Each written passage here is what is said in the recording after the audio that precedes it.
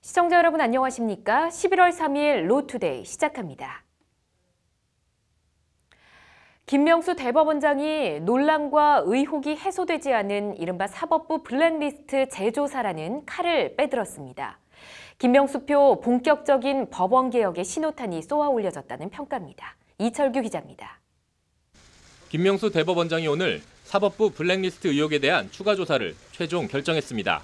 김 대법원장은 비서실장을 시켜 법원 내부 전산망에 올린 글을 통해 저는 사법부 블랙리스트 논란에 대하여 그 의혹을 해소하고 법원 구성원 사이에 발생한 갈등과 혼란을 없애기 위하여 추가 조사를 명하기로 결정했다고 밝혔습니다. 김 대법원장은 추가 조사의 주체와 대상, 방법과 절차 등 구체적 사항에 관해서는 현재 검토 중이라고 말했습니다. 사법 신뢰에 지장이 생기지 않고 그 절차가 신중하고 합리적으로 이루어질 수 있도록 할 예정이라는 것이 김 대법원장의 설명입니다. 김 대법원장은 이와 함께 취임 이후 전국 법관대표회의 임원진, 진상조사위원회 위원, 서초동 법원청산의 각 직급별 법관, 법원행정처 소속 법관들의 의견을 들었다고 덧붙였습니다. 김 대법원장은 나아가 10월 27일 대법관들의 의견까지 들은 다음 이 같은 결정을 했다고 강조했습니다. 사법부 블랙리스트 추가 조사 결정이 대법원장의 독단적 결정이 아닌 법원 전체의 총화된 의견을 모은 결정이라는 점을 강조하기 위한 발언으로 풀이됩니다. 김 대법원장의 이 같은 발언은 향후 진행될 사법부 블랙리스트 추가 조사에 전폭적인 힘을 실어준 걸로도 풀이됩니다. 사법부 블랙리스트 의혹은 대법원 산하 법원행정처가 특정 판사들의 성향 분석 등 신상 자료를 따로 관리해왔다는 의혹입니다. 이런 의혹에 대해 대법원은 올해 초 진상조사를 벌였지만 사실무근이라는 결론을 내린 바 있습니다. 하지만 법원 안팎에선 법원행정처 PC 등을 조사하지도 않고 내린 결론은 받아들일 수 없다며 조사 결과에 반발해왔습니다. 전국 법관대표회의도 세 차례 법관회의를 통해 재조사를 요구하는 의견서를 전임 양승태 대법원장에게 전달했습니다. 하지만 양 대법원장은 법관 컴퓨터 조사라는 교각사루의 우를 범할 수 있다며 추가 조사를 거부했습니다. 진보적 법관 모임인 우리법연구회 출신 판사를 법원 인사실무를 총괄하는 법원행정처 인사총괄 심의관에 임명한 데 이어 전임 대법원장이 퇴임 직전까지 거부했던 사법부 블랙리스트 추가 조사 결정, 김명수 대법원장발 법원개혁 태풍이 시작됐습니다. 법률방송 이철규입니다. 이런저런 국정원 정치공작 의혹 혐의를 받는 추명호 전 국정원 국익정보국장에 대한 두 번째 영장실질심사가 오늘 열렸습니다. 추 전 국장은 공직자와 민간인 불법 사찰 내용 등을 우병우 전 민정수석에게 비선 보고한 혐의도 함께 받고 있는데 추 전 국장의 신병을 확보해놓고 우 전 수석 수사 지렛대로 삼겠다는 것이 검찰의 보관입니다. 김효정 기자입니다. 두 번째 영장 실질심사를 받기 위해 법원에 들어서는 추명호 전 국정원 국익정보국장은 취재진의 쏟아지는 질문에 입을 꾹 닫고 아무런 답변도 하지 않았습니다. 앞에 비켜주세요.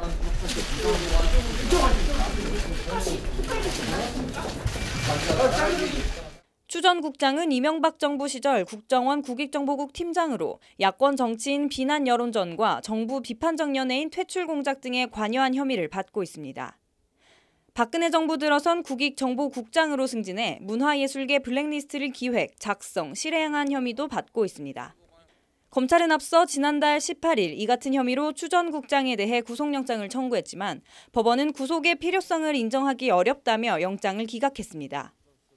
검찰은 이에 추 전 국장이 이석수 전 특별감찰관과 이광구 우리은행장 등 공직자와 민간인을 불법 사찰해 우병우 전 민정수석에게 비선 보고한 혐의 등을 추가로 적용해 지난 1일 구속영장을 재청구했습니다.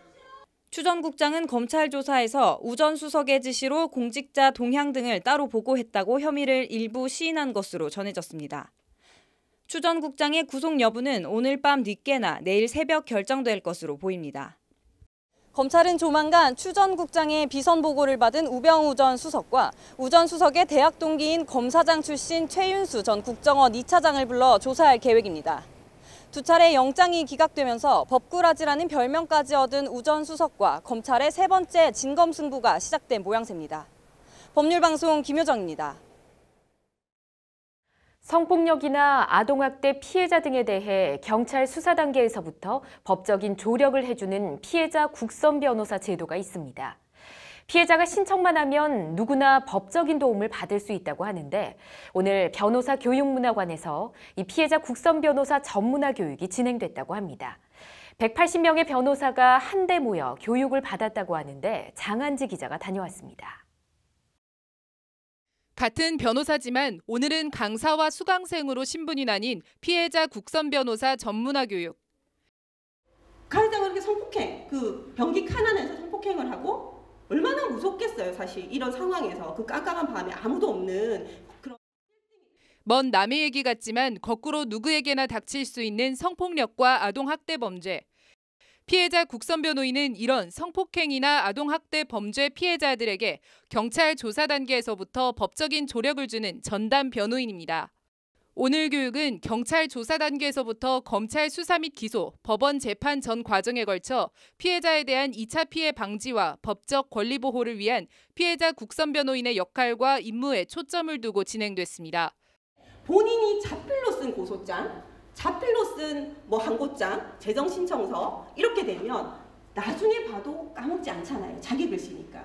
그래서 그렇게 업무 처리하실 때 조심. 가해자에 적용되는 죄명을 피해자에게 설명해줘라. 공소장은 피해자가 직접 쓰게 하라. 가해자 영장 실질 심사 때는 피해자 의견 진술서를 반드시 넣어라. 실제 사례와 실무 위주 강의에 한 명 한 명이 법률 전문가인 180명 변호사들이 숨소리도 내지 않고 강의에 집중합니다. 이제 실무적으로 구체적으로 부딪히는 단계들이 사실 수사할 때 조사를 저희가 동석을 하면서 가명을 어디까지 적어야 되는지, 그리고 피해자들한테 이걸 어떻게 설명해야 되는지 고민되는 부분들이 많았는데 그런 것도 실제 사례를 말씀해 주시면서 설명을 주시니까 좀. 성폭력이나 아동학대 피해자는 수사기관에 신청만 하면 관련 법에 따라 100% 무상으로 피해자 국선 변호인의 도움을 받을 수 있습니다.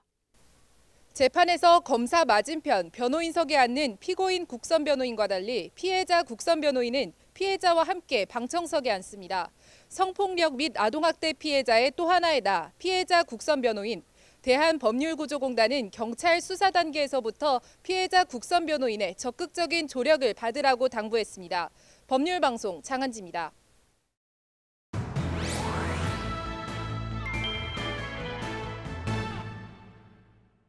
소비자단체 등이 항공기 지연에 대한 책임을 물어 처음으로 손해배상 청구 소송을 제기했습니다. 유정훈 변호사의 미디어와 법, 오늘은 비행기 지연과 관련된 이야기 나눠보겠습니다. 어서 오십시오. 네, 안녕하세요. 네, 안녕하십니까. 먼저 오늘 소송을 냈다고 하던데 사건 내용이 어떻게 됩니까? 네, 베트남 다낭에서 인천공항까지는 약 5시간 걸립니다. 네. 지난 6월 1일 새벽 1시 30분 그 베트남을 출발할 비행기가 15시간이나 넘게 늦게 인천공항에 도착하는 일이 벌어집니다. 네. 이에 피해 탑승객들이 항공사의 무책임한 연착에 책임을 묻기 위해 소송을 제기한 것입니다. 그럼 10시간이나 더 지체가 됐다는 거잖아요. 예, 그렇습니다. 그러면 좀 상황이 심각한 게 아닌가 싶은데 네. 이 소송 주체나 내용은 어떻게 될까요? 예, 한국소비자연맹 등에서 피해 탑승객 중에서 소송을 제기할 사람을 모집했습니다. 모집 결과 69명이 소송을 제기하기로 했고요. 예. 그리고 피해 금액은 1인당 200만 원으로 산정한 것으로 알려져 있습니다. 그렇군요. 그렇다면 이 소송을 낸 이유나 또 근거가 있을 텐데요. 어떻습니까? 네, 피해 탑승객들은 심야 시간에 공항에 대기하고 있는 그 탑승객들에 대한 보호물을 준수하지 않았다는 것과 예. 거짓 그리고 부정확한 정보를 제공하여 그 비행기 지연 또는 연착에 대한 예측 가능성을 침해했다는 주장을 하고 있습니다. 그동안 항공사들이 관행적으로 승객의 안전을 이유로 정비 등이 필요하다 하면서 지연을 시킨다든지 이렇게 출발하는 경우들이 굉장히 많았었는데 네. 이렇게도 법적으로 그동안 아무 문제가 없었던 건가요? 약관이 어떻게 돼 있습니까? 네, 불강력적으로 지연된 경우라고 하면 항공사에게 책임을 묻기는 어렵습니다. 예. 근데 정비 소홀과 같은 그런 과실이 있는 경우에는 항공사가 그런 손해배상을 해줘야 되고요. 그런 약관을 두고 있기도 합니다. 그래요? 공정거래위원회에서도 그 비행기 지연이나 결항에 관한 분쟁 기준으로 소비자 분쟁 해결 기준을 매년 3년마다 개정해서 고시하고 있습니다. 그렇군요. 자, 이번에 진행될 재판은 쟁점이 어떻게 될까요? 예, 첫 번째로는 항공사가 비행기 지연에 관한 귀책 사유가 있는지가 최대 쟁점이 될 것이고요. 예. 두 번째로는 그런 귀책 사유가 인정된다 그러면 얼마나 그리고 어떤 근거에서 그런 피해 금액이 인정될지 이 두 가지가 쟁점이 될 것입니다. 그렇군요. 지금까지의 진행 상황으로 봤을 때 앞으로 재판이 또 진행되지 않겠습니까? 네. 결과는 어떻게 예측될까요? 예, 기본적으로 이 사건 같은 경우에는 항공사의 정비 소홀로 인한 것으로 보이고요. 예. 그리고 아까 말씀드린 공정거래위에서 제시한 그런 소비자 분쟁 해결 기준에 따르더라도 12시간을 초과하여 지연된 경우에는 운행 요금의 한 30% 정도를 반환하게 되어 있습니다. 네. 그런 기준으로 봤을 때는 손해배상은 승소 가능성이 충분한 것으로 보입니다. 다만 얼마나 그 금액이 인정될지는 지켜봐야 될 것 같습니다. 그렇군요. 한국소비자연맹 관계자는 항공업계에 만연한 상습 지연 관행의 경종을 울리고 또 소비자 피해를 개선하겠다라고 강조를 했는데 재판 결과가 어떻게 나오는지 좀 지켜봐야 할 것 같습니다. 네. 오늘 도움 말씀 고맙습니다. 네.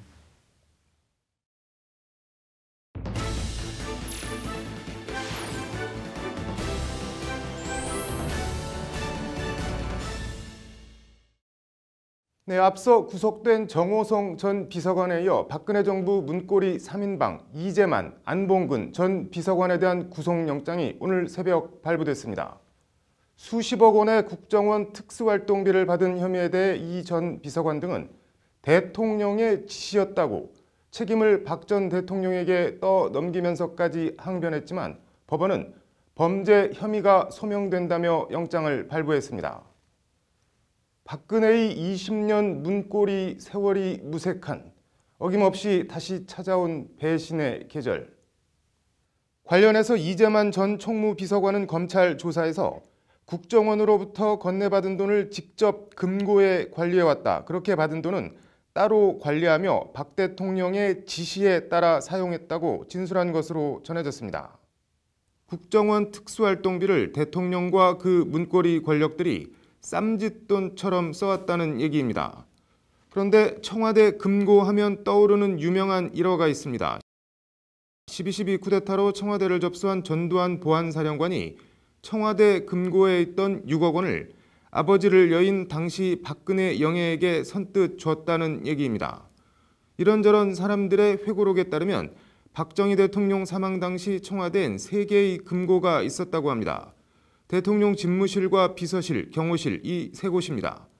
박근혜 영예에게 건너간 돈은 비서실 금고에서 나온 돈으로 당시 비서실 금고에선 9억 5천만 원의 현금이 나왔다고 합니다. 차지철 경호실장이 관리하던 경호실 금고에선 150억 원이 나왔다고 합니다. 그렇다면 대통령 집무실 금고에선 얼마가 나왔을까요? 이와 관련해선 정확하게 밝혀진 얘기는 지금까지는 없습니다. 다만 박정희 대통령이 숨지자 박근혜 영예가 대통령 집무실 열쇠를 들고 가 청와대 직원이나 전두환 보안사령관을 포함해 누구도 집무실에 들어가지 못했다는 것이 김계원 당시 박정희 대통령 비서실장의 말입니다.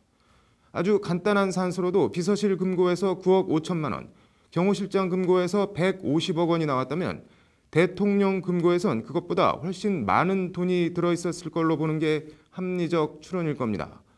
관련해서 김영삼 대통령은 대통령의 취임해보니 청와대 집무실 옆방에 큰 금고가 있었다. 하도 커서 의아스럽게 생각하며 분해해서 철거했다는 말을 남긴 바 있습니다. 그 김영삼 대통령도 전임 노태우 대통령으로부터 하도 커 의아스럽게 생각했다는 그 금고에서 나왔을 물경 3천억 원에 달하는 돈을 대선 자금으로 지원받았다는 것이 노 전 대통령의 회고록 내용입니다. 그런 노태우 대통령도 물론 전임 전두환 대통령으로부터 1,400억 원에 달하는 대선 자금을 지원받았고 전두환 대통령은 퇴임 후에 상황 노릇을 하기 위해 기업들에서 수천억 원을 이른바 통치자금으로 챙겨 관리해왔던 것으로 드러났습니다. 지금으로 치면 수조 원에 달하는 어마어마한 돈입니다. 네, 삼성 뇌물 재판 내내 박근혜 전 대통령은 단 한 푼도 부정한 돈을 직접 받은 적이 없다고 주장했습니다. 국정원 특수활동비, 이름이 어떻게 되든 국민 세금으로 만든 국가 예산입니다. 기업이 아닌 국정원에서 받은 돈은 부정한 돈이 아니라는 건지, 직접 받은 게 아니고 문거리 권력을 시켜서 받아온 것이니 나는 모른다, 괜찮다는 건지 정말 알쏭달쏭합니다. 그나저나 대통령 특수활동비를 놔두고 왜 굳이 국정원에서까지 돈을 받아와야 했는지, 어디다 썼는지, 또 박정희 대통령 집무실 금고엔 얼마가 들어있었고 그 돈은 어디로 갔는지 궁금할 따름입니다. 앵커 브리핑이었습니다. 이어서 법조계 소식 전해드립니다. 박상기 법무부 장관이 오늘 옛 광주교도소 부진의 5.18 희생자 유해 발굴을 최종 승인했습니다. 박 장관은 직접 부지를 찾아 준비 상황을 점검하며 광주지검과 국립과학수사연구원 등 유관기관과 긴밀한 협의를 통해 유해 발굴 사업을 적극 지원하겠다고 밝혔습니다. 법무부가 8일 오후 2시 구로 꿈나무 극장에서 제3차 외국인 정책 기본계획 수립을 위한 공청회를 엽니다. 이날 공청회에선 2018년에서 2022년까지 정부의 외국인 취업 이민과 이민자 사회통합, 외국인 인권보호, 동포 정책 등에 대한 기본 정책 수립 방향이 논의됩니다. 대한변호사협회가 2018 평창 동계올림픽에서 선수 자격과 판정 시비 등에 대한 법적 중재와 조정 활동을 담당할 국제스포츠중재재판소 중재변호사단을 발족합니다. 변협은 전국 회원을 대상으로 신청을 받아 예비위원 포함 최종 35명의 변호사단을 선발해 오는 7일 임명장을 수여하고 공식 활동에 들어간다고 밝혔습니다. 김현숙 법제처장이 오늘 강릉 하키센터를 찾아 평창 동계 패럴림픽의 성공 개최를 기원하고 우리나라 패럴림픽 아이스하키 국가대표 선수단을 격려했습니다. 김 처장은 동계 패럴림픽에 국민의 뜨거운 관심과 응원이 절실하다며 이번 패럴림픽이 장애인 스포츠의 기반을 마련하는 계기가 되도록 최선을 다해달라고 관계자들에 당부했습니다.